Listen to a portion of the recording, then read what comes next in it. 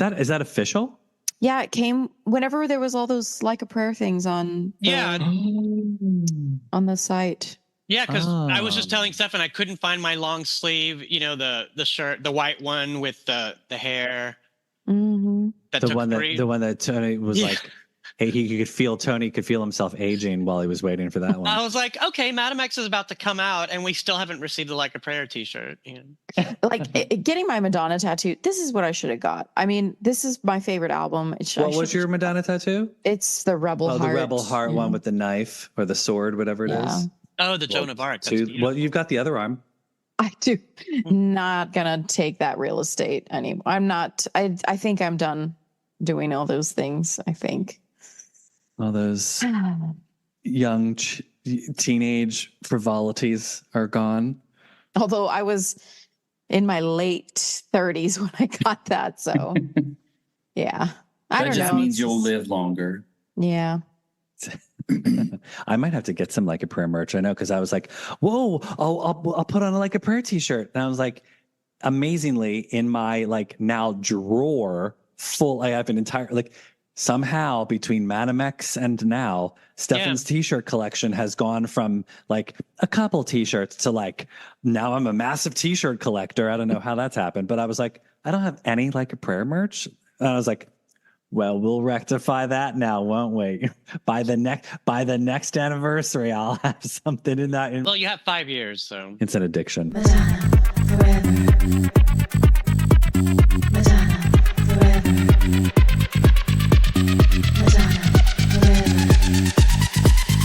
Madonna forever. You're listening to MLVC, the Madonna podcast, your place for all things Madonna, Louise, Veronica Ciccone. Hey, everybody, it's Liberty. Hey, guys, it's Tony.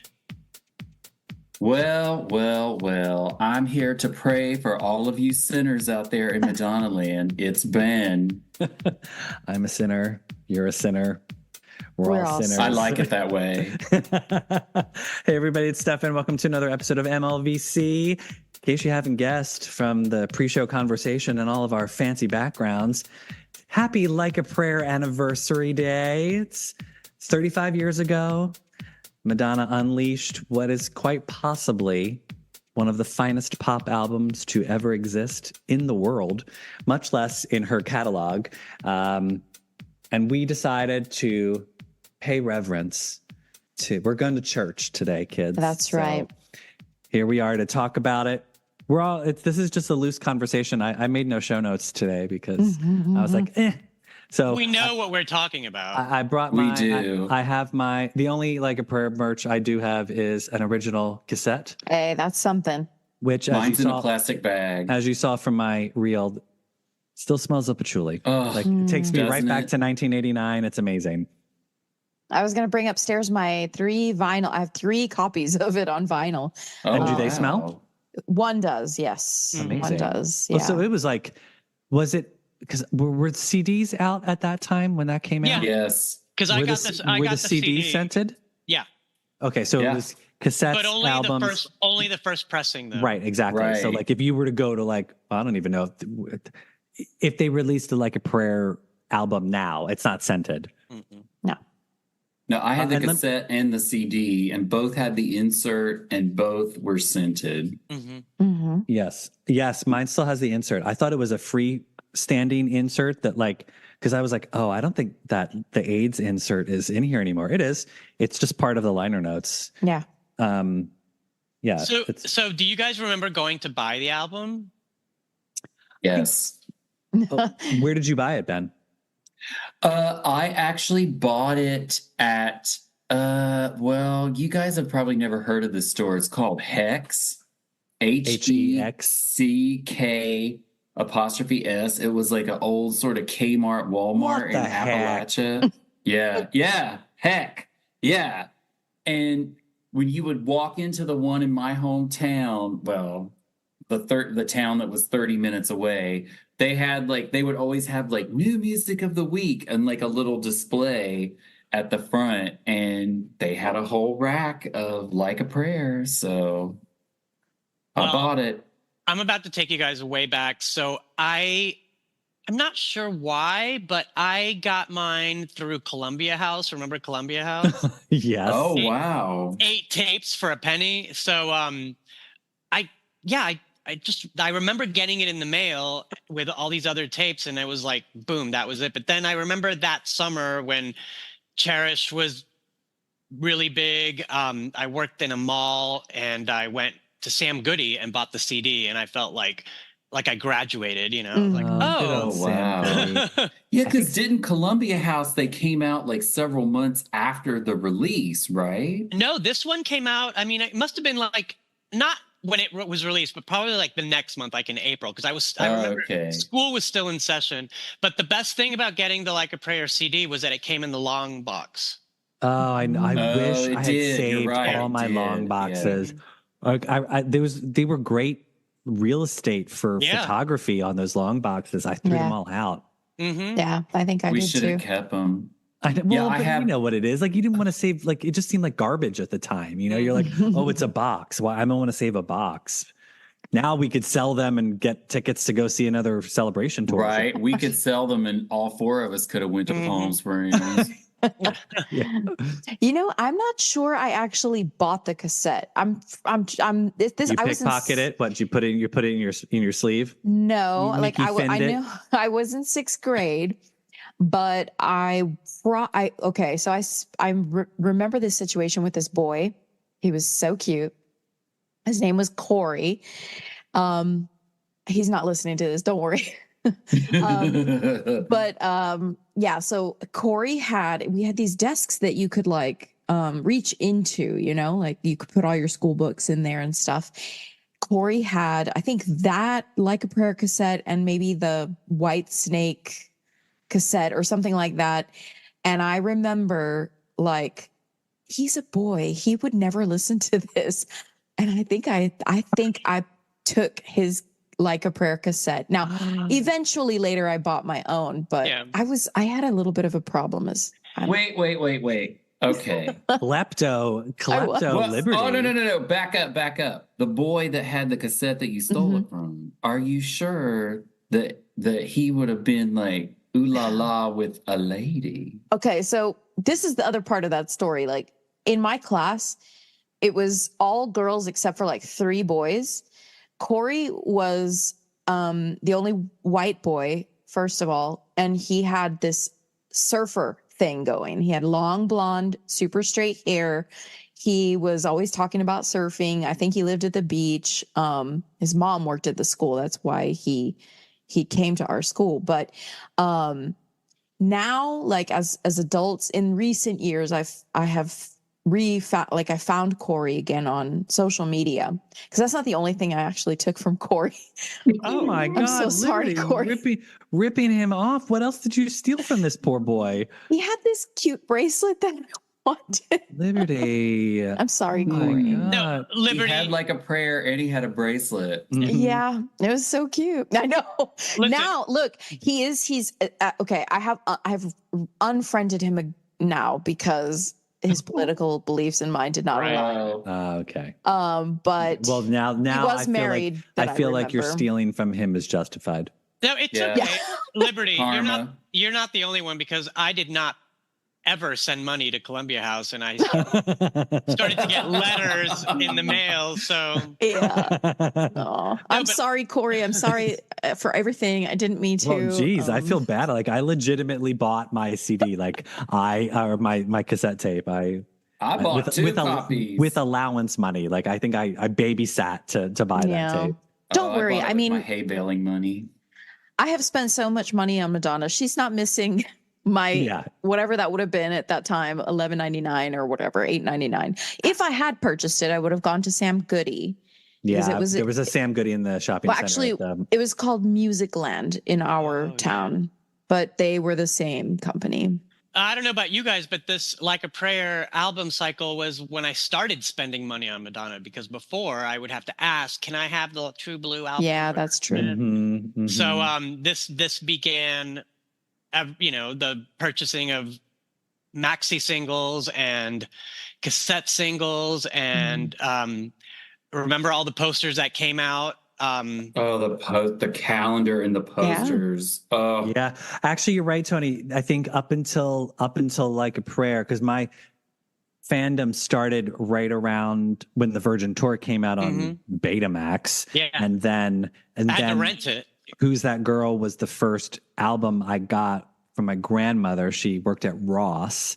God rest in peace. my God, rest in from peace, Grandma. Ross. But she was able to buy. She was like, "Oh, what do you want?" And she's like, "You can buy anything." And I was like, "I want the Who's That Girl soundtrack." So that was my very first Madonna purchase. But so yeah, Like a Prayer was like the full onslaught where it was like got the cassette, Interesting calendar where she's got the stripe hair from the commercial, and then I got the poster of her in the little black like hat with where she's showing the bra. And the orange, like it's that orange scarf. I had that thing. one. I lost. I hung that on my wall. I love that. I love that poster. So I had to close the loop on that. I had to bootleg everything before Like a Prayer because I was not allowed to have Madonna in the house. My mother thought she was the devil incarnate. But my cousins, before they all converted to country music, they were allowed to get Madonna cassettes. And so I had you remember when you had the double tape decks and you could copy them over? I had those. First album, True Blue, and You Can Dance. And then Like a Prayer was the first one that I actually spent my Ben, what did you title the pirated music? Was it like Debbie Gibson? Wink, wink. Oh, no. They were unmarked. Oh no, that's not true. I wrote prayers. I wrote the word prayers on them and put them in a box of comic books because she never went through this because she hated my comic books. So I put them in the box with the comic books. I love it. But yeah, I wrote prayers on That's them. clever. That's very clever. Mm-hmm. The patchouli though was a challenge. That was a challenge because it stunk. Oh, totally. Well, Ben, you can still smell the patchouli on this cassette tape now. I assume it was much stronger when it first came out. It was crazy strong. And that's why I put it in plastic. Like once I had the CD and I started listening to the CD, my cassette is somewhere in my storage unit in plastic. And I'll never forget my Uncle John David. He visited what is today? The 21st. So yeah, it would have been 5/21. He was visiting and, he had his in the car because his car had a cassette player. And even then, a couple months later, he was like, smell this. And I had to act stupid to act like I didn't know that it smelled like that because we're standing in front of my mom and she doesn't know I have it buried in the bedroom. And he's like, smell this. And I'm like, I already know what it smells like. Don't put me on the spot. So what did you guys think when you started to see the teasers for the Pepsi commercial? Because that was the beginning of it all, right? Yeah. I was incensed. It was because it was such an event. In fact, that was one of the notes that I wrote when I was re-listening to the album, how lucky we all were to be around when this album was coming out. To just think of I get it that it's a great album now, but for me, I feel like if you were to discover Madonna today, you don't of everything that comes after the Like a Prayer album already. Whereas for us, there was nothing after Like a Prayer. It was Like a Prayer was the new thing coming to us. And to have that be given, that was a gift to us to this was new. And there's nothing after that we know of because the future hasn't happened yet. And I was so excited for that commercial to premiere because it was this event, they were making wherever you are on whatever date it was, make sure that you watch during the Cosby Show for the premiere of Madonna's Like a Prayer commercial. And it was this big event. And I was I've never been excited for a commercial. Oh, me too. Oh, I was never so happy that my family actually watched the Cosby Show so that I was able to watch it without getting in trouble for real. I don't remember any of this. I gotta remember it. You're probably a little I was too young. 11, I think. So, yeah. You might not have cared. Don't you feel like the rollout of Like a Prayer, starting with that, is kind of the blueprint for what Taylor and Beyonce and all of them do now in the digital I can't tell age? you. This so multimodal, interdisciplinary, across the spectrum. Yeah, it was the And- moment. And so the commercial premiered on a Thursday night, and Yep. then the video came out the next day. It was at 3 p.m. I had to set my VCR and put a note on the VCR: "Do not change the channel." And I raced home from school, and I literally cried when I watched that video because it was so different from the commercial, and I was all for it. But I didn't realize until, I guess, a week or so later that it had become such a big scandal because we didn't get the news instantaneously. We got it when Entertainment Tonight told us about it. You know? Right. Wow, Yeah, I had remember. such a different reaction to that video. I remember when the commercial came out, and I was like obsessed with it. I surprisingly didn't tape the commercial. I don't know why, but I remember it was all over the radio the next day, and like I was on my Sony Walkman on the bus to school the next day, listening to it on the radio, and yeah, chaos hadn't sort of erupted at that point just yet. Yeah, no. I hoot and hollered because I was so deeply Catholic, and like all the stuff going on in that video, I was like, yeah, it's like I was so into it. I was like, be blasphemous. I love it. Right. And I felt like it was it. like kind of like a vindication for Madonna's fans because with the shock white hair and Who's That Girl, she kind of was a joke to anyone that wasn't a fan of hers. They're like dismissed her as like, just disposable pop. And now, Marilyn, it's a Marilyn. yeah. And then Rolling Stone's review that came out the week earlier that said this is as close to art as pop music can get. And I'm like, really? Like, we're not going to get like bops, And Right. we didn't. I mean, not the way that we expected them, Yeah. What did you think of, like, I was, again, re-listening to the album. I was trying to sort of put myself back to what it was like hearing those songs for the first time. And I just remember, like, Madonna at that time was such a big artist. And I wondered what it would be like if an album like a Prayer was to come out today from her or just somebody else. Like, I wondered if it would have had the impact that it did. Like some of those songs, like Love Song or like Dear Jessie or like Spanish Eyes, which FYI, it was Spanish Eyes because I was like, why is it Pray for Spanish Eyes on streaming now? Like, I'm like, when did that change? When did that happen? When did that change? That was later, like later pressings, they changed it. But yeah, I thought I was going crazy. Why, I'm like, has like early onset dementia happened for me? Because I was like, it's not Pray for Spanish Eyes, it's Spanish Eyes. And I got the tape out and I'm like, yeah, it's correct.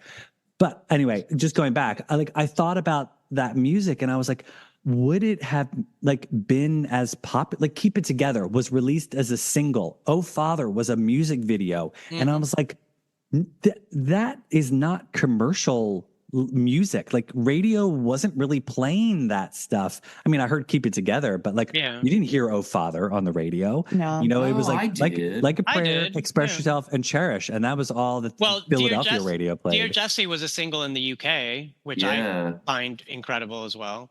Well, what was interesting in the rural part of Appalachia where I grew up, the song that landed was Cherish. That was the one that like kids I was in school with, like they knew about Like a Prayer from the commercial and the video. Express Yourself went right over their heads. But then Cherish was because all the girls are like, the merman. And, I'm sitting there like, honey, they don't like you. But yeah, but that was the song that was like the bop for all the girls. Yeah, Liberty. I don't know what it was like in your neck of the woods in Texas, but in Houston, Express Yourself was huge. They would not stop playing it on the radio. Yeah, Express Yourself was a big deal. Like a Prayer too.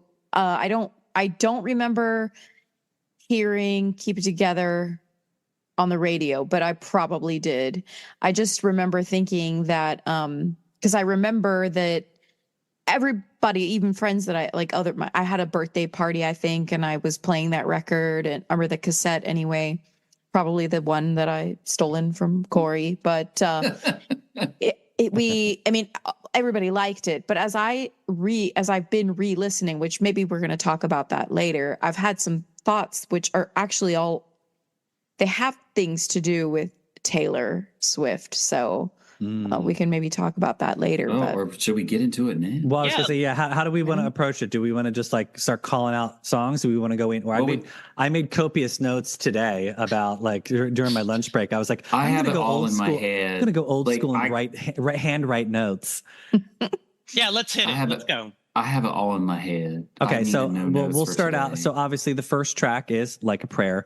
I remember specifically thinking when I heard the title of the song and the album, I was like, oh, it's just like a virgin. Like I remembered thinking like, not that she was repeating herself, but like how smart that was that she's doing like, and to me, that was such a Madonna thing to do. Like no one explained it to anybody or said anything about it, but I was like, that's what Madonna does. She does songs that are like a virgin, like a prayer. And I fully expected her to do like, in an album or two later, like a song. And she did do Like a Flower. Oh, remember when the rumors were that Like a Ray of Light was going to be like a star? Mm-hmm. So I always loved that she called it Like a Prayer because it was so reminiscent of Like a Virgin. And to me, that was like just quintessential Madonna. But because I went to a Christian school growing up, so you can only imagine. So did I. Like how insane it was to be at a private Christian school when she releases this like blasphemous music. Right. But yeah, go ahead. Go. What were your initial thoughts, Tony? No. I was just when it came on, I was shook because it was live instruments, and it's also like what we were talking about earlier. What we did is we would listen to an album and we would look at the liner notes while we listened to it. So I saw all these, all the musicians and I was like, wow. And then the next song came on and then the next song came on and I was like, this is incredible. Obviously there were electronic elements, but this was like a very organic, like recorded live album. And that was not something that we were used to hearing from Madonna. So that's when I knew that this was special and this was different, Yeah. Well, and I mean, it really didn't sound like the stuff that was out on radio at the time. So, in true Liberty fashion, I definitely was, do I love Like a Prayer? Do I like it? It's such an interestingly organized song where you've got this sort of almost a cappella singing from her, very minimal background. I think I can remember my thought, like, where's the music? Where's the stuff going that's supposed to go on in the background? Because up till then, I don't really remember hearing that from her before. So it's actually on sort of brand for her with this like unusual a single that doesn't really sound like what you've heard before.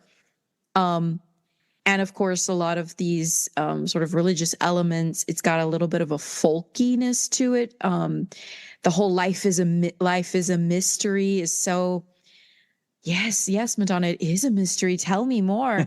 I don't know and that door close. Oh, I love the beginning of that song with the Prince guitar and then the slamming of that door. I thought, to me, like, that's so 80s but it transcends like a stereotypical 80s, whereas like some songs from the 80s you hear and it's like, ugh, that's like crappy, stupid 80s.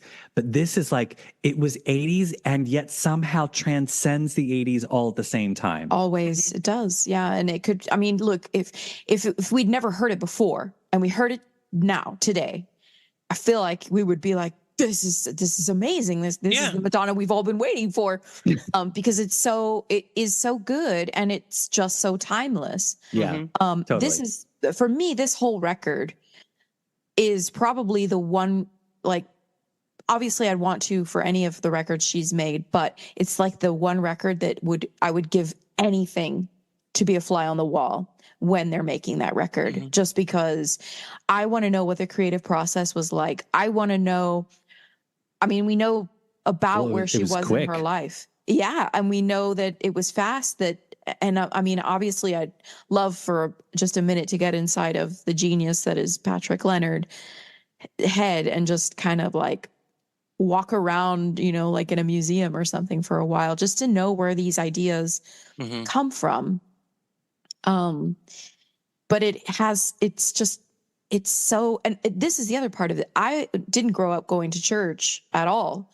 I went only on Easter with my grandma to the Episcopalian church. Like, I had no other interaction. So I didn't necessarily understand that part, the Catholicism element. I didn't know anything about it, but it definitely drew me to that. Yeah. So yeah, I was raised Catholic and I was an altar boy. So when this came out, it was almost like a little revenge I was having on the church, And the funny thing is that my mother collects rosaries from churches around the world, and suddenly I started grabbing them and giving them to my girlfriends, and we would wear them. That's funny. Because there was no merch back then, Right. Yeah. That's hysterical. Ben, what about you? What was your...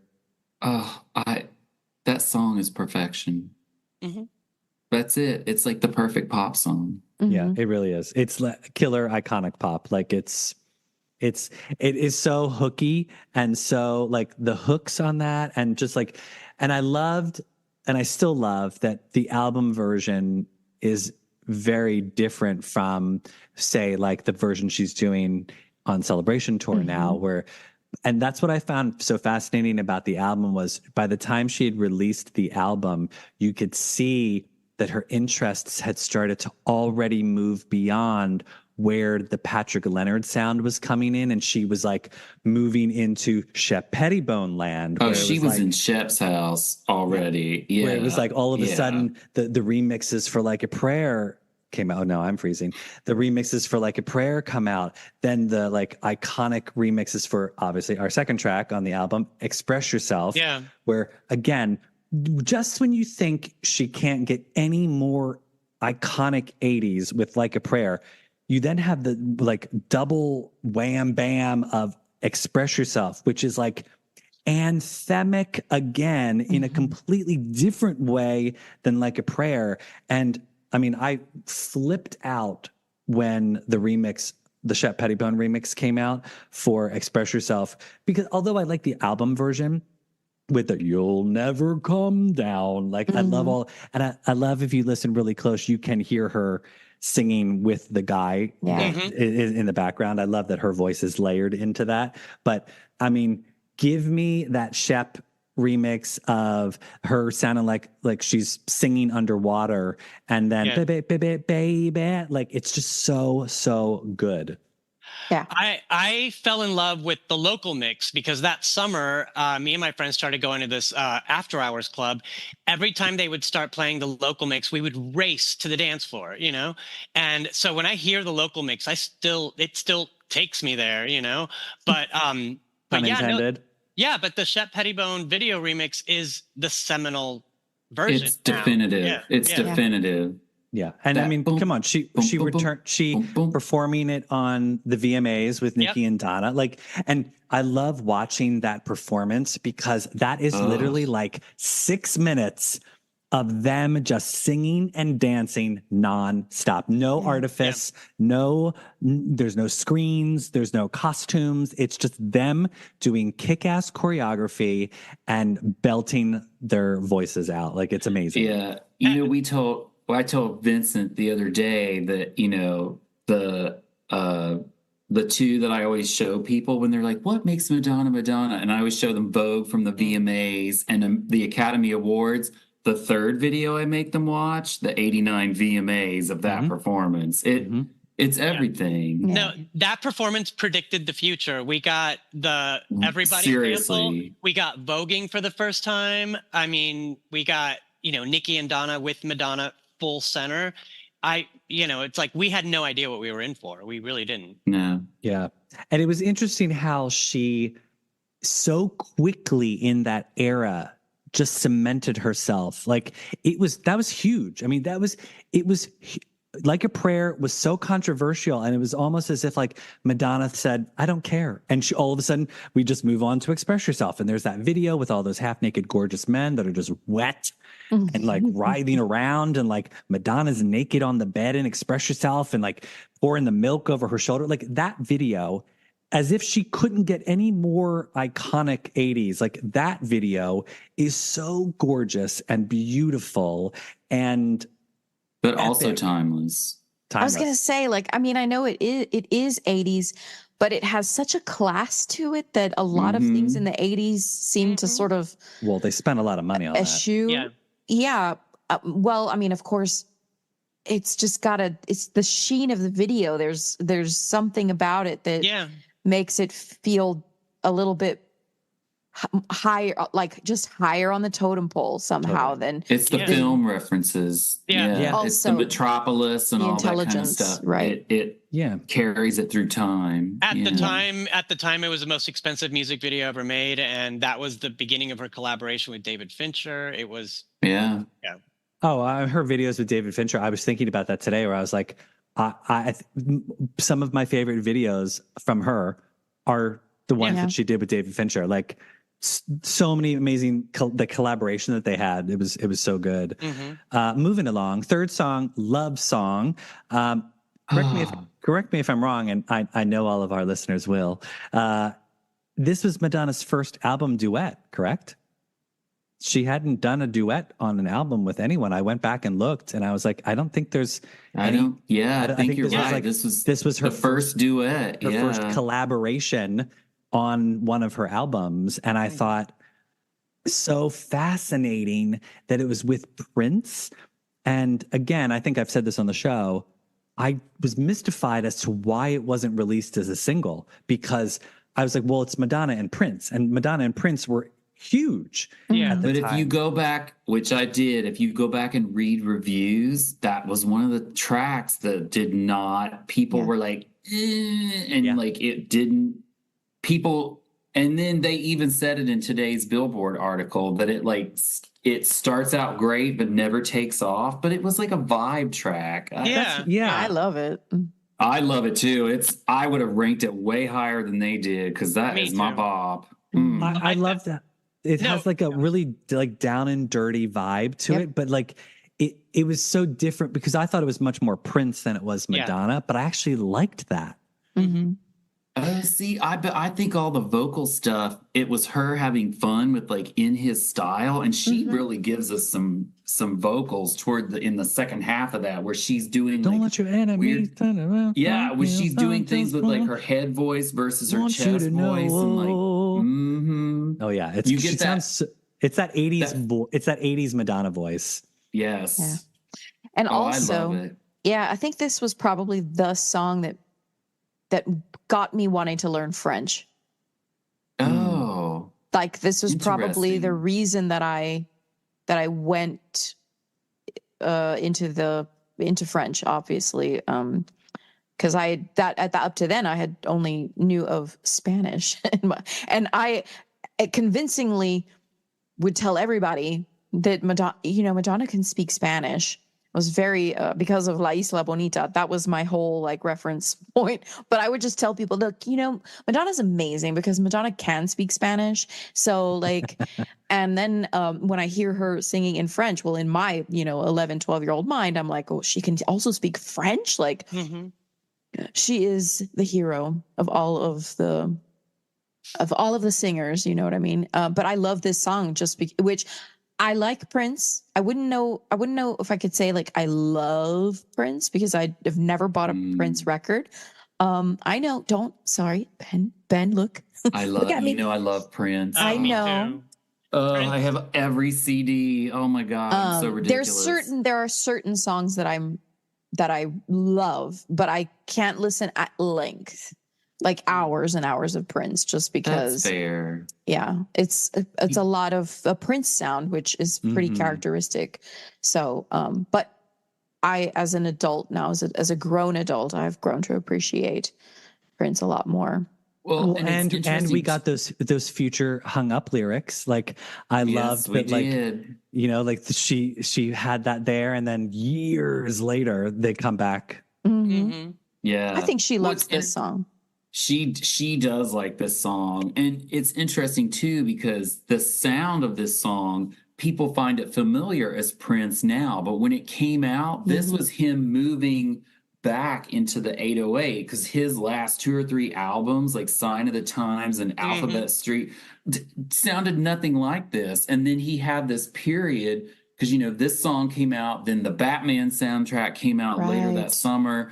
Then he kind of went back with Thieves at the Temple, but all the stuff he was producing for other artists like Martika and people like that, it was this synth heavy, super layered, crisp, like electronic funk pop sound. And this was the first time that he had sort of popped this sound out, and it was on this Madonna track. I want to hear the other songs they worked on, even if it's just like crumbs.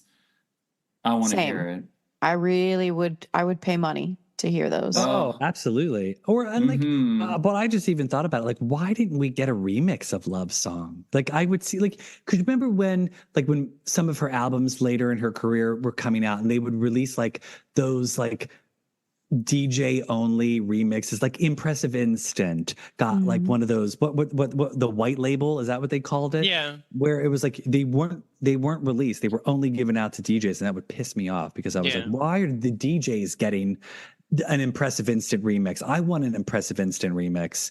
But yeah, like I'm surprised we didn't get like a Shep Pettibone Love Song remix. I sometimes go back and think about that too, because I was like, that would have been a great single. But then like Ben just referenced, the album came out in, late March, and Batman was coming out in June. They probably didn't want to confuse. It was the same record label too as Warner Brothers. Yeah, you're right. So they probably just didn't want to confuse the marketplace, Because that Bat Dance weird remix first single from that soundtrack came out went to radio just a few weeks after this album came out, and and that's all you heard all summer. Oh my God. Like that was the song of the summer of '89 was the Bat Dance. It wasn't even a song. It literally was a remix. This town needs an enema.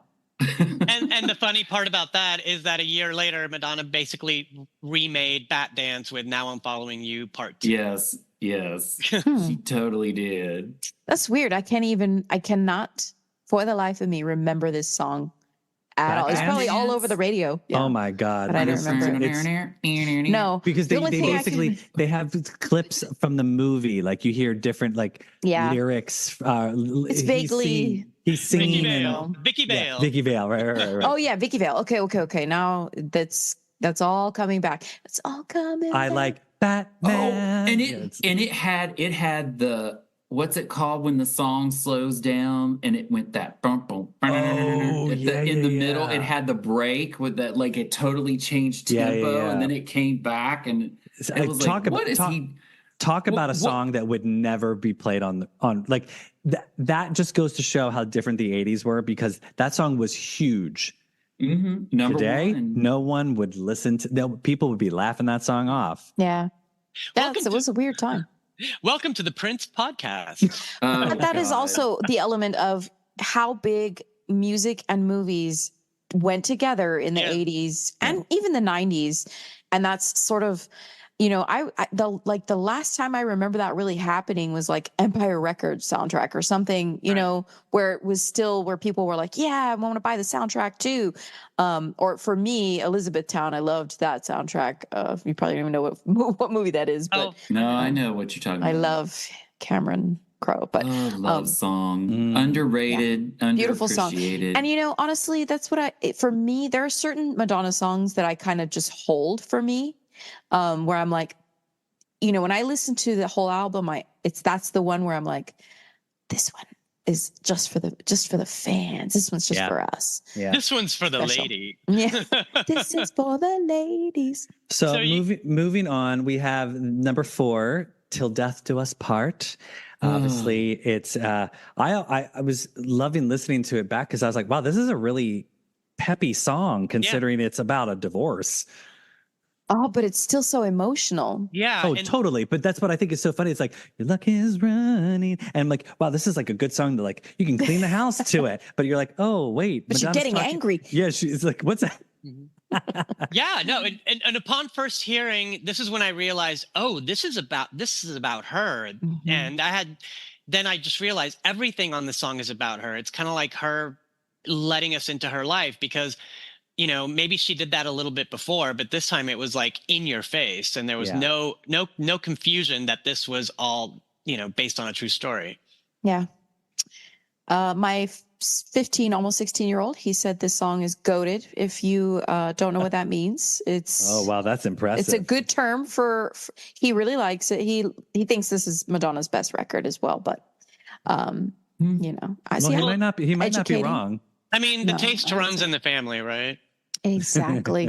Yeah, but this is also one of those special gem songs that I hold just for me, where I'm like, God, this is so, and it's just, and she was in pain, and she loved Sean so much, and is there some maybe exaggeration or embellishment on the topic, perhaps, but it's so many people can relate. Mm-hmm.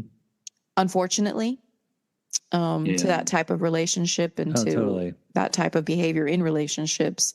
It's just so good. Well, And the glass breaking. I The love that we glass got breaking. a couple sound effects in this album, between the door for Like a Prayer, the car at the end of Till Death Do Us Part, like you hear the car driving off. I always thought that the sound, there's like that little twangy guitar. It's almost a country western almost song. country. Yes. Yeah, exactly. Maybe Beyonce will cover it on Cowboy Carter. We'll see. One of the surprises. No, it's funny because I would listen to the Beatles a lot as a kid. My parents loved the Beatles, and when I heard Me Like too. a Prayer, I heard George Harrison's guitar, like that influence, the twang.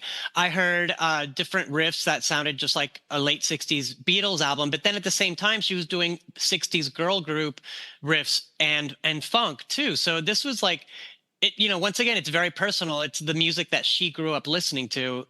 What's real funny is I actually got and because of the folky elements that are in this record, I got a lot of Eagles vibes somehow, which only today, this is the first time where I was like, oh yeah, I get a little like witchy woman here, a little bit of, this certain Eagles reference, like feeling, which I grew up on the Eagles. Yeah, like, and that's Patrick Leonard because he's a rock musician. Yes. Okay. There that's where it maybe sprung from, but I love this now track. if you listen to If I Slow Down Till Death Do Us Part in my head, I get the witchy woman. I get it, Liberty.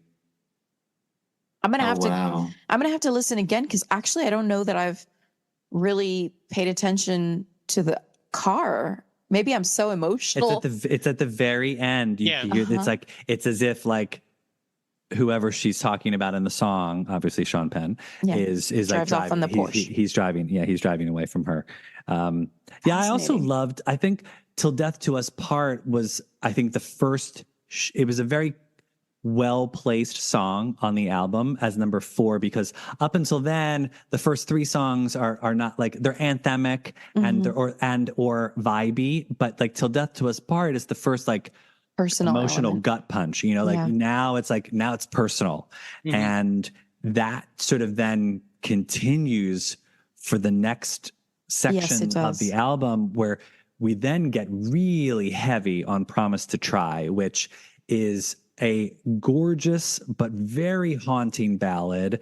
I always think of the montage in Truth or Dare where they play that. Like, I know that was not the official music video because there was not one, but like that's the closest we could have gotten to a music video. And it's like, I thought the juxtaposition of how Alec Kashishian used the visuals and put that song behind it was so appropriate and perfect. And I wonder if she even like, she must have thought that was clever too, because It was Well, just, it was brilliant. It might have been in Christopher Cicconi's book, right? That where there's this mention of how that he didn't like that. He thought that was problematic.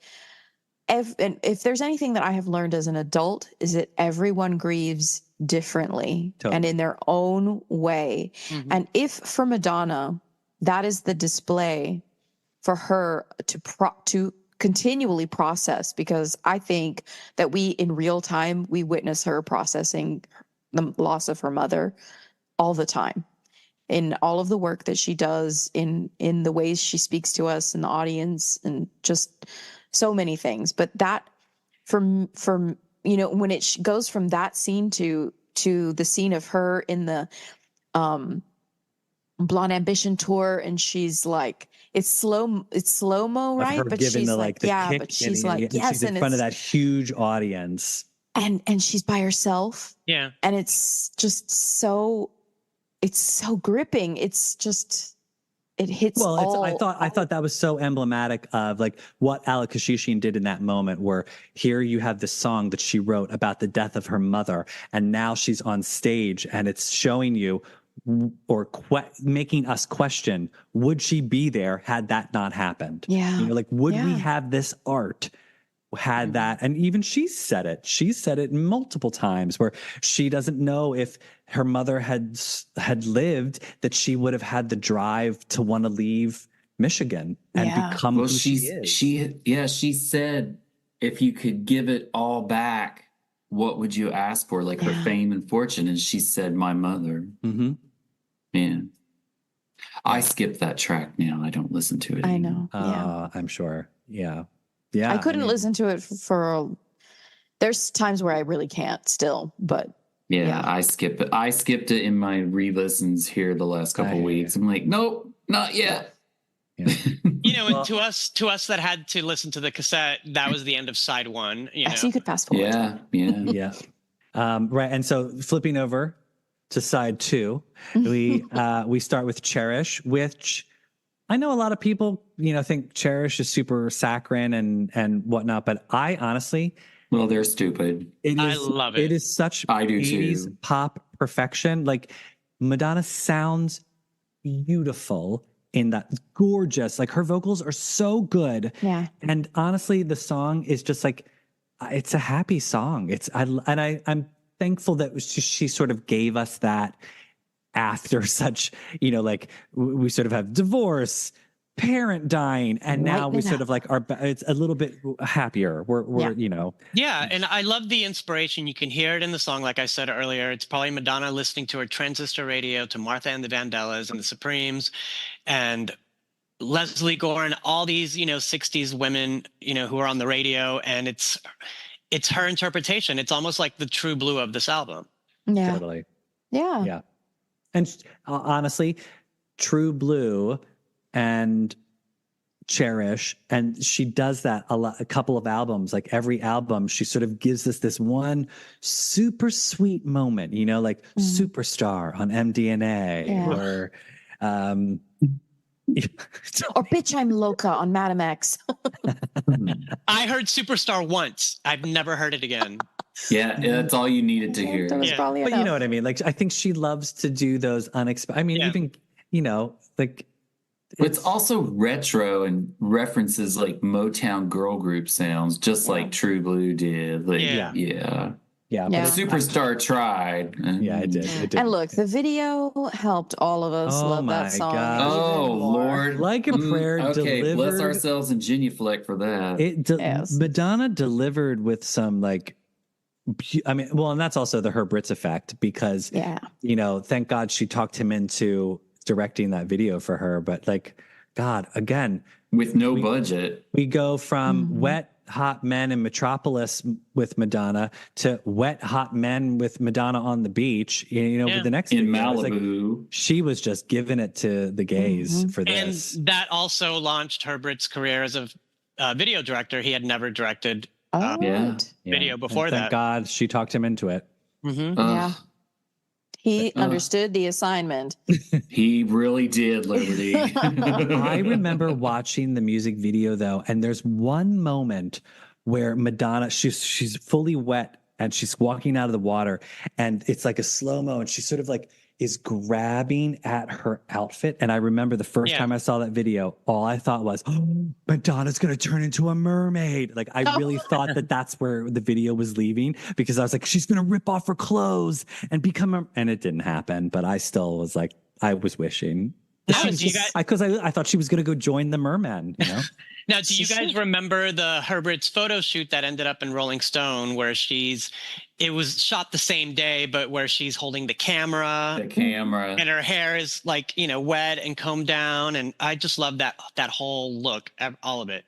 Yeah. Yeah, she had like a gingham shirt on and like little denim shorts that we used to wear in those days. Yeah. If I could only look as good as Madonna coming out of the water, like with water just dripping down like her face. Right. I wish I did, but I just look like a swamp creature. It's sad. But you know what?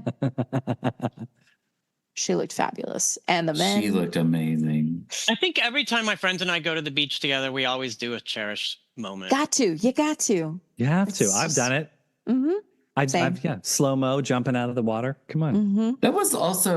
That was like the second appearance of like a little kid in a Madonna video. Right? No, the third.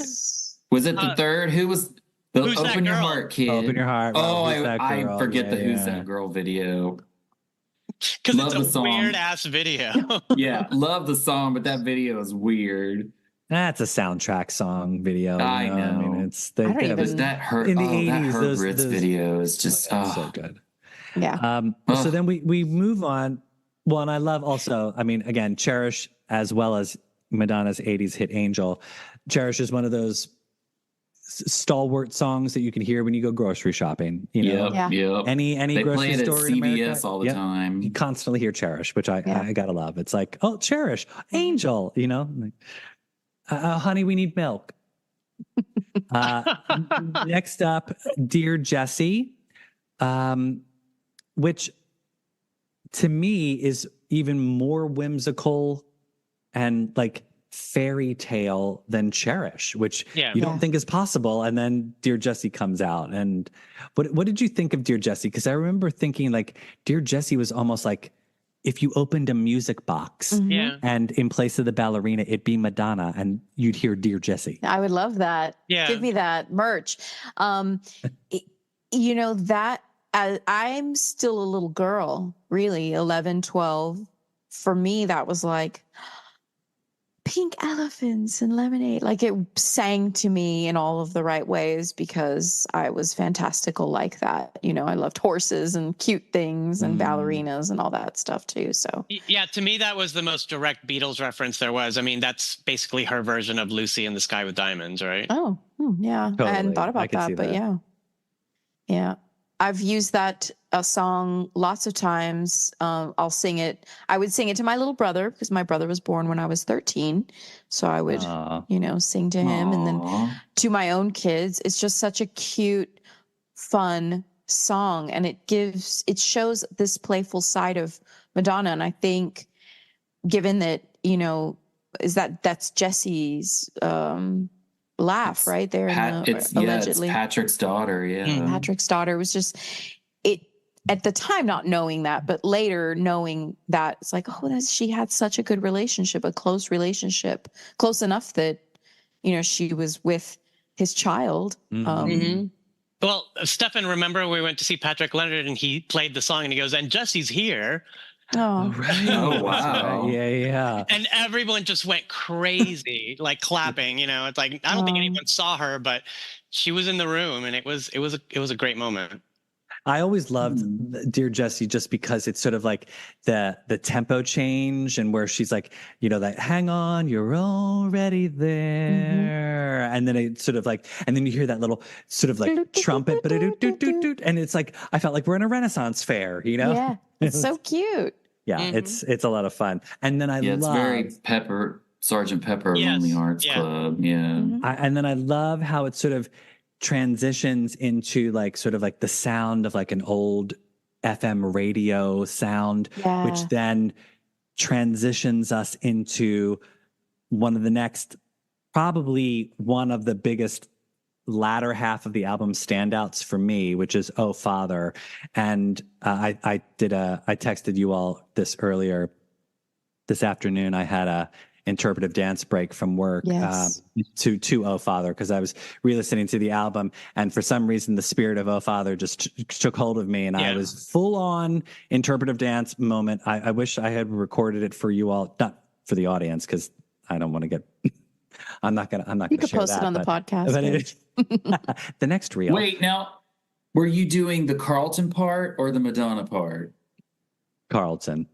Okay. Yeah, I'm trying to visualize. It was all like, the hand motions that he did. I was all sort of amazing. It was full on, but it was the orchestration on this song is so good. It is so good. Just that from the moment it starts in with like, what is it? I don't know if it's violas. I mean, is it the strings, like a bass violin? Maybe is it cello? Yeah, it's like it is so good. And I mean, not only were we gifted with the gorgeousness of the instrumentation, but then we have that beautiful video, and that video is gorgeous. It is beautiful, gorgeous. And it's a movie. Yeah, it's a movie. No, that video was directly inspired by an Ingmar Bergman film called Wild Strawberries, where it's an old man, he's looking through his life, through like iconography of his life. And I remember when I first saw that video, I just thought, like, no one can ever call Madonna a bimbo again. This is art. Like, this is beautiful. This is well thought out. This isn't about shaking your tits. This is this is like based on a true story. Once again, we got her relationship with men, her relationship with her father, all wrapped up into one, striking track. Yeah. Also her relationship with God and death, because I will never forget the scene where you can see the sewn lips together. I was just like, what the F? I'm pretty sure I would rewind it and rewatch it to make sure that I'd really seen what I thought I'd seen. Yeah. I had because I think like as a kid, when I was like grade school, I still, like I hadn't reached high school yet.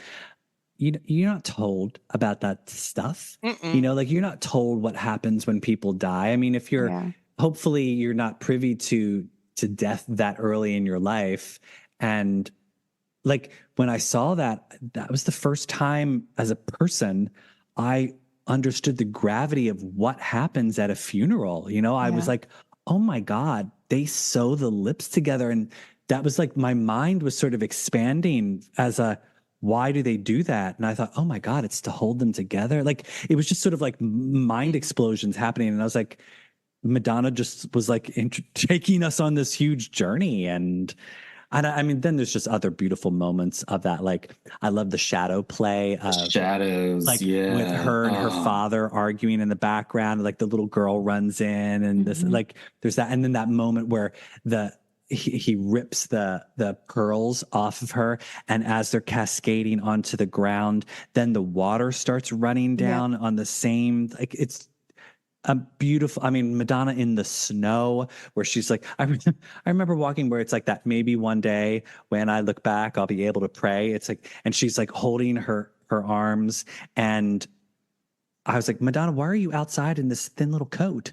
I'm like, you should. I know she's not really out in the cold, but for me, it's the lighting in the confessional booth and the slats. Oh, she looks so good. Even when she gets slapped by the actor playing her male protagonist, I'm like, she looks great getting slapped. The dark roots with the blonde curls. I love that. Yeah, this is one of my favorites on the album. I can listen to this on repeat, no complaints. It's just, the message is so poignant. And it's true, really, like, and I think it has caused me to like look at childhood differently.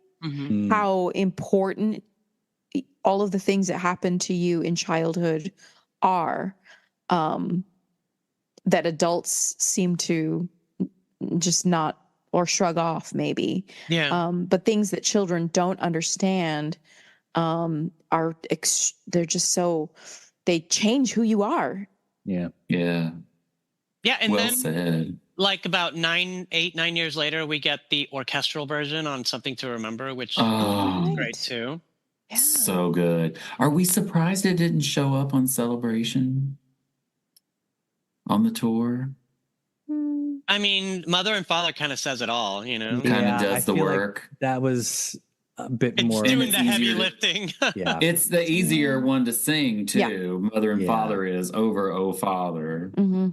I mean, I would have lost it if she had Yeah, done. probably Oh, so. that would have been. I would have been a hot. Live to Dale was enough. I don't know You're if I right. could have done Oh Father later on in the show. Oh, Yeah. But I mean, I would have. I mean, just that You Can't Hurt Me Now. Like Yes. Oh. the message is great, and just like it's so the hooks again. This album is jam packed with hooks after hooks after hooks. Like it is so catchy, and it's just I'm so happy that she decided to release that as a single / video, even though it didn't get any radio play in Philadelphia. But well, and you know the whole story, right? David Fincher wanted to make the video and release it as a single, but she didn't want to because she didn't think it would be a hit, and then it wasn't. And so she's like, "You owe me," and then that was the video for Vogue. Oh, great. So, Well, but hey, I mean, I'm glad that he convinced her to do that because that's art. Oh, like Tony, like so you beautiful. said, it's like it is that is a work of art, that video. And I think when that video came out, that's when music video had really started to elevate. Like there were really amazing Artfully pieces done. of artfully done. And I love that. I mean, Madonna was always putting out great pieces, but that was unlike anything she had ever done. Mhm. yeah. Like I think that was real. around the same time like Janie's Got a Gun came out. And David Fincher. David exactly. Fincher, So yeah. it's like he was just like a workhorse at that time. But that's what he was pretty much doing. He was trying to break into movies, but he was making all these like short films as music videos. Yeah. What a time. Yeah. Right. Oh, we were blessed. We were blessed, So fed, blessed. and consecrated. And I didn't even have MTV as a child, so I didn't see a lot of these videos. I didn't see unless I went to a friend's house or later as like in my teens, late teens. Yeah. Lizzie, can I come over after school? 100%. I would. We can do homework. Oh, I what's saw that all on these. What was TV? that show that NBC had on? And you Friday could night video- videos. Friday night videos. That's how I right. saw a lot of these because they They would had that? play I didn't everything. know that. Yeah, it was Friday on night at like videos. 1 a.m. Yeah, it was Oh, I would wait okay. till Well, that would be why. parents went to bed, program the VCR and tape it while they were asleep. Yeah. So then after Oh Father, we get back to Madonna and some funk with Keep It Together. And so good. so good. And obviously we all know that iconic performance from Blonde Ambition. This song we did hear on Philadelphia radio, but it was the Soul to Soul remix where it was a little bit more jazzy. They didn't never play the album version. Yeah. I don't think the album version was released as part of the single. I think they It wasn't on the single. Yeah. I had this cassette single, and it was the last track, the album version, but it started with the radio mix, which had the Soul to Soul. Yeah. Well, it had the same sample as the Soul to Soul song. So Yeah. I mean, I think when it came out, I sort of knew that we weren't going to get like a #1 or we weren't going to get a video out of this, but it was just nice to have another Madonna song on the radio. I was surprised it was released as a single because by then I thought the album cycle had ended, and I guess they realized that too because we all know what happened. Vogue was supposed to be the B-side, and then Vogue was too good to be a B-side, you know? Yeah. can you imagine? Yeah. Wow. Just imagine if they had put that as the B-side. It would have been like Supernatural. Or Ain't No Big Deal. Yeah. Yeah. Yeah, that's a strange thought. I can't imagine that. I mean, it was a historical decision, really, not to. It was a fantastic idea for whoever was like, if it had been a B-side, we would be doing #Justice for Vogue, right? Right. Yeah. Totally. Yeah. Yeah, and the production on this song too is one of the things that I can't let go of because of like the drums are so good. There's this live band element that I miss so much in modern production. You know, that 1, 2, 3, hit it. Just, you're like, yeah, I'm gonna hit it. It's like, yeah, I hate my brothers and sisters. They're so, but I love them too. Mm-hmm.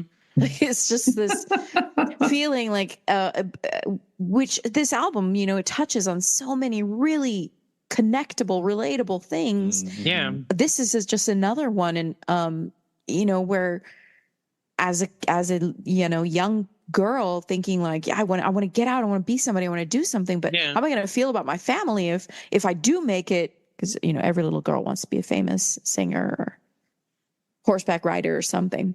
But yeah, I mean, it was very autobiographical. I mean, I hit the big time, but I still get the blues. And we're all like, yes, Madonna, you have feelings too. Right. Or you think to yourself, like, how? I mean, you have all the money. You're beautiful. People love you. How could you get the blues? Like, seems counterintuitive. I would feel like those things don't go together. But when you're that little. Wait for Ray of Light and she'll tell you even more about that. Yes.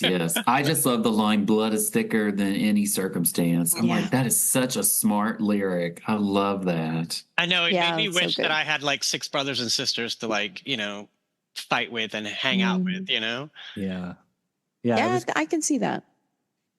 I just always like it was just a funky song. And so again, catchy, like so many catchy melodies jam packed into this. It's just like one after another, after another, after another. So now we're rounding towards the end, which is weird that it's actually it feels like a short album, short. like, but it was standard in the 80s. Yeah, exactly. Cause that's all you could fit on the tape. Next was Spanish Eyes, which I mean is beautiful. And I feel like it was very cinematic for a song, like it wasn't part of a movie, but like I felt like in a song, she put it to like this, it's such a mood. Yeah. It's like she was telling a story. This song was not necessarily autobiographical, but it touched on things she probably knew about or she'd seen or she'd, experienced. This is my favorite song on her album. And it's probably one of my top 5 favorite Madonna songs because you can hear the longing in her voice. You can hear the emotions.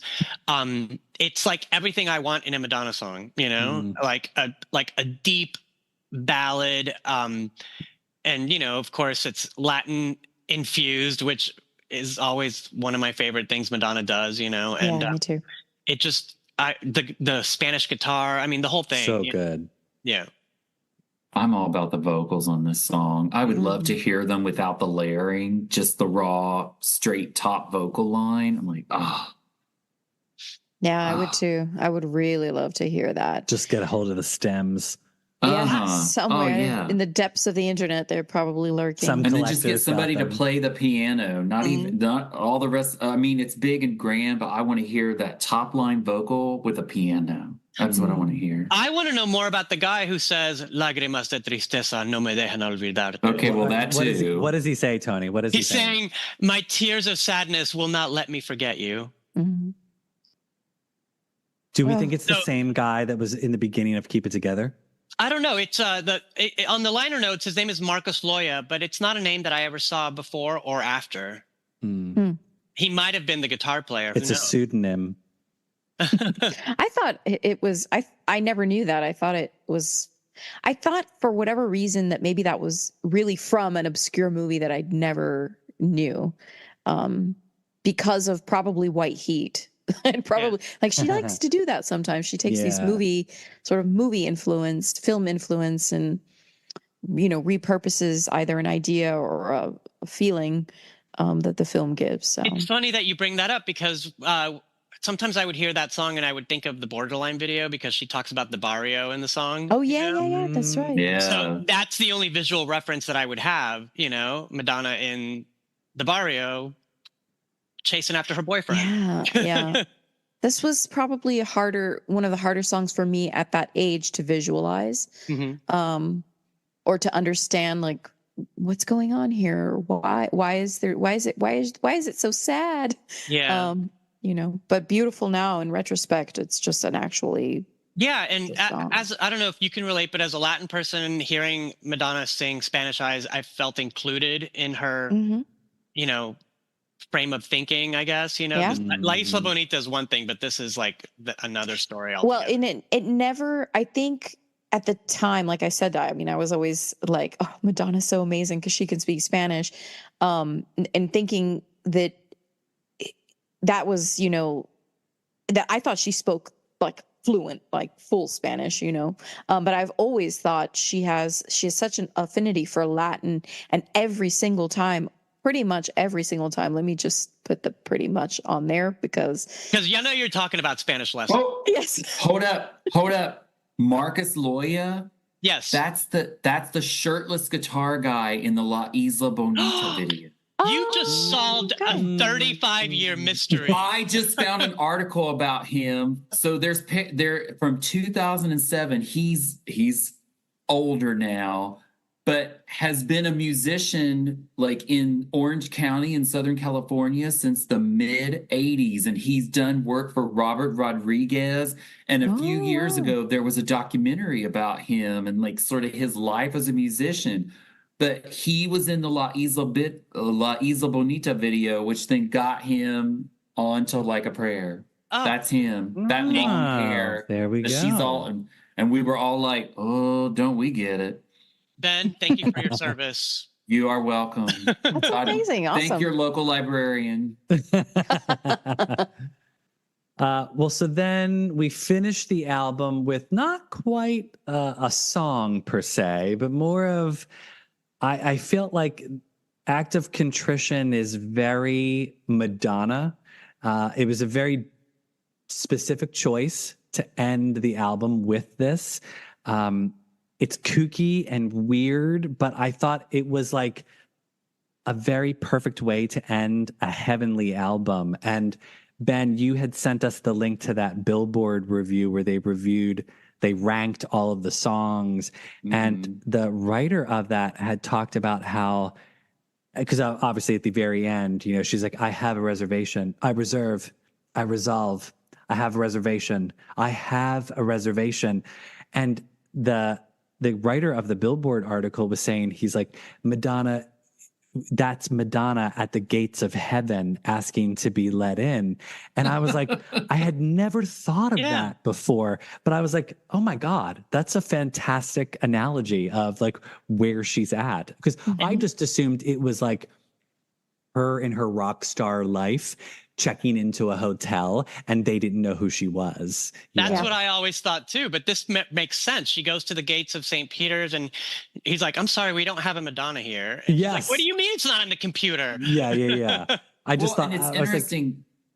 Go ahead. Well, because there's two versions of the Act of Contrition. You know this, Tony. There's like the long version that you have to say depending on how bad your penance is, and then there's the short version. Yeah. I was very familiar with the long version, and that's the one that this song riffs on. And there's this so for me, I just thought she was having fun with the song, and then it was like ratty and da-da-da.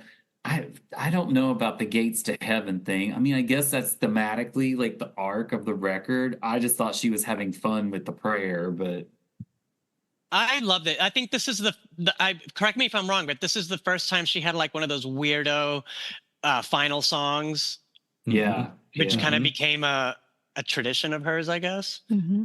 Well, I felt like this sort of set the bar for her with final songs. Like until this song, her albums were very not disjointed, but like they didn't have this sort of beginning denouement. Yeah, it was like they didn't sort of have an arc to them, and this sort of set that precedence where there was a theme, there was a vibe, a consistent through line, and then it ends with a very specific final moment, and that sort of like became a theme for her in her albums for a very long time. But yeah, I just, again, to me, that was like quintessential 80s. It was such an 80s moment for some reason, but like, again, just transcended the kitsch of 80s in a way. And it's the full circle of the whole work. It takes you back to the beginning of the album, but it ends it in a completely it almost flips it. It's like, because it's like Prince like is playing, like you hear the choir, but it's the choir from Like a Prayer, but backwards. Backward. Mhm. Yeah, all know, the and- music is Like a Prayer backwards. Yeah. So it's like, it's fun that we get that, and there's a bit of a beat to it, you know, like it's, I just thought it worked. As weird as it was, it just works. Backwards It's very thing. Prince. This didn't like spurn all of this stuff where we had this sort of, you know, satanic panic, the whole. That came that later. predated this. Yeah. Yeah. That came later. I was in high school when that happened. I'll never forget, because that was like somebody played Justify My Love backwards, and Yeah. it was something about like, hear us, save us, Satan, or whatever. And I was like, really, people? Come on. Like, but who's Ozzy Osbourne had the backward and Judas Priest way before Madonna did it with this. But now I am remembering the Justify My Love backwards thing, because I remember I had like this party when I was whatever, ninth grade probably. And somebody was like, well, we've got to figure out how to play it backwards.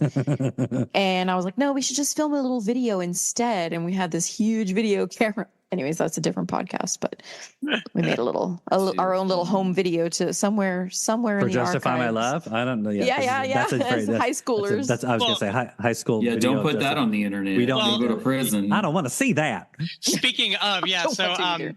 my friend Heidi had a video camera, and we would be stupid in her living room playing around. And one time she did a full-on version of Like a Virgin with a Charlie McCarthy puppet, and it was not suitable for anything. I remember when her dad saw it, he took the video camera away, and we were not allowed to play with it anymore. Yeah, I'm pretty sure. I have a video of 8th grade. We were filming a video for Like a Prayer. And the only reason I'm not posting that is because my friend Jennifer would absolutely murder me because she was playing the Madonna character. And there was a choir. Some of the girls were in the background. They were the choir. And it was full blown. We were all in our school uniforms singing. Like, we were in a private Christian school and we're reenacting the Like a Prayer video. As one does, you know? Yeah, of course. Well, that's what you did because that's how big the song was. So, I don't know. What are your takeaways from Like a Prayer? I mean, it sounds like we all sort of are on the same page, where it's like, yes, Madonna. Thank you, Madonna. Yeah. Thank you. Yeah. But also, let's not forget about Supernatural, the Beast of Parish. Yeah, and of course the other ones which sort of surfaced a few years ago, Angels with Dirty Faces, and there was another one. But Supernatural, I heard it the summer, you know, when I bought the cassette single of Cherish, and I loved that song, and my friends were so like, cute. that song is so stupid. And I'm like, no, it's not. It's really good. It's about Madonna fucking a ghost, you know? And I liked it better on Red Hot and Dance. That's the version of it I like. That's a good version. Yeah. I think that was the first time I heard it. I don't think I heard it I didn't get the Cherish single, but I think I heard it on Red Hot and Dance. No, Like a Prayer, the album started my Madonna buy everything fever, you know? Yeah, if I was on board a little bit, but then Like a Prayer, it was just like it became slammed. That's a great freeze frame for me. Then it became full on obsession. It's very Evita. Yeah, no, same. I mean, this album, I would say I'd already been a fan, right? But a fan enough to steal a cassette, but I think this was where, as you know, again, I'm entering puberty. I'm entering a time in my life where I'm like discovering personally, like who I want to be, what I want to be like, and the type of music that I like also, but just this message of who you are going to be in the world. It's like finding your identity. And I think summatively, I'll just say, because like, as I mentioned earlier, I was thinking about how album, you know, the way stars are today, or let's take Taylor Swift, for example. I mean, I feel like this record, people, even Taylor Swift, modern Taylor Swift fans, I think would love this record because it's got a lot of folk to it. It's got excellent text, like excellent lyrics, excellent texts, excellent themes. And it really has, as I mentioned, something that if it dropped today, it would just be like, I feel like it would take everyone and sort of change, you know, how we go forward in life. It's just that good of an album. Yeah, I mean, I don't know if you guys can relate to this, but it was listening to Like a Prayer made me feel like I was listening to grown-up music, because all the other pop girls at the time were in the process of catching up with Madonna, so they were 2 albums behind. So, you know, like Paul Abdul and, you know, everyone else. So Madonna flipped the script on everybody, and she's like, well, you guys can keep doing that, but I'm doing this now. Right. Yeah. Yeah. It was such a, even though True Blue was very mature for Madonna, it was still like an about face for her. Cause you know, we had then gotten Who's That Girl and You Can Dance. And so it was still sort of like 80s pop Madonna. And then this came in and it was like, again, you know, she had her dark hair. You know, that's what I think. That's where that started. Yeah, was whenever anyone is like, "Oh, Madonna has dark hair. We're in for a serious album." That's when it started. You know. Yeah. Even though she really only had dark hair for Like a Prayer, and then it was like back to blonde. It was gone before the album even came out. So. Yeah, because the hair was for Speed the Plow the summer before, and it grew from there until Express Yourself chopped it all off, right? Well, and that was for Dick Tracy. Dick Tracy in February, yeah. But then she shot that video at the same time. Oh, yeah. Exactly. Yeah. So, yeah, I mean, I'm glad that we were able to reminisce about this, because I love this album. To me, it's like I often don't mention it as like my favorite Madonna album, but just because it's such a part of me that I don't like. Not that I don't think about it, but it's just like it just lives and breathes inside of me in some way. Yeah, it was formative. It was very formative. Yes. Yeah, I would say between, like, I mean, I go back and forth, like, do I love this one better? I like this one better, but this is probably longevity wise the consistent favorite, right? And the consistent one where I'm like, yeah, I can listen to that one. No skips, no complaints, no like boredom. Also, if I want to, like, you know, mellow things out a little bit, I'll put on Like a Prayer and Light a Candle. Yeah. Also. It's definitely not a gym album, which I discovered this week because I was trying to re-listen to it a lot, and I was like, yeah, I can't do this at the gym. Like all of a sudden, Promise to Try comes on, and I was like, no. But you know, this was the album that I was listening to when I first started writing. I wrote my first poems, my first short story in the spring of '89 after I found out that my uncle had AIDS, which was the same week the video and commercial came out. And so I was like, oh, what am I going to do with all this? And that was when I started writing. So this is always my original playlist to put on and go into that space to create. And yeah, we can all agree it's very cathartic to our evolution as Madonna fans and evolution as human beings. I mean, as people, yeah, for sure. Yeah. Well, on that note, that's a good place to go. Yeah. Remember, everybody, you can find us on Instagram, Twitter, and Threads at MLVC Podcast. If you've not yet donated to the show, feel free to drop us a donation at Venmo, MLVC Podcast, or smash that super thanks button on YouTube. Give us a donation that way. If you've not yet subscribed to our YouTube channel, hit that subscribe button so you never miss a video. And otherwise, thanks for joining us on this lovely reminiscing of the 35th anniversary of the Like a Prayer album. This was fun. Justice for Vogue. Until back to the B-side. Yes. Until next time, everybody.